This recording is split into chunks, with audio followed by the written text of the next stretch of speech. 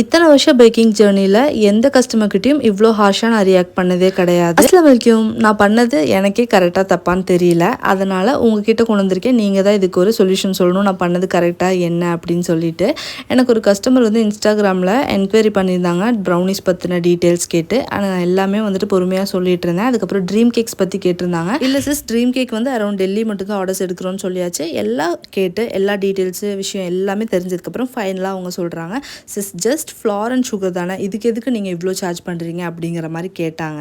சத்தியமாக எனக்கு கோவம் வந்துருச்சு. ஏன்னா நம்ம ப்ரௌனிக்காக சார்ஜ் பண்ணுற ப்ரைஸ் வந்து பார்த்திங்கன்னா ஜஸ்ட் ஃப்ளார் அண்ட் சுகருக்கு மட்டும் கிடையாது, அதில் நம்ம போடுற ஒர்க்கு அது மட்டும் கிடையாது, அதில் யூஸ் பண்ணுற குவாலிட்டி ஆஃப் இன்க்ரீடியன்ஸ் அது மட்டும் இல்லை. டெல்லியிலேருந்து தமிழ்நாடுக்கு ஒரு ½ kg பேக்கேஜ் சென்ட் பண்ணோம் அப்படின்னா 120 rupees நம்ம வந்து பே பண்ணணும். இதெல்லாம் இன்க்ளூட் பண்ணி நம்மளோட ப்ரௌனி ப்ரைஸ் எவ்வளோ அஃபோர்டபுளாக இருக்குன்னு நம்ம கஸ்டமர்ஸ் எல்லாத்துக்குமே தெரியும். ஸோ எனக்கு கோவம் வந்து நான் என்ன சொல்லிட்டேன்னா, அப்போ உங்களுக்கு சுகரும் ஃப்ளாரும் மட்டும் நான் வந்து பேக் பண்ணி சென்ட் பண்ணுறேன் சிஸ், அப்போ உங்களோட கிரேவிங்ஸ் வந்து சாட்டிஸ்ஃபைட் ஆயிருமா அப்படிங்கிற மாதிரி கேட்டேன். தப்பா சரியான எனக்கு தெரியல, நீங்கள் சொல்லுங்கள், நீங்கள் எப்படி ரியாக்ட் பண்ணியிருப்பீங்க அப்படின்ட்டு.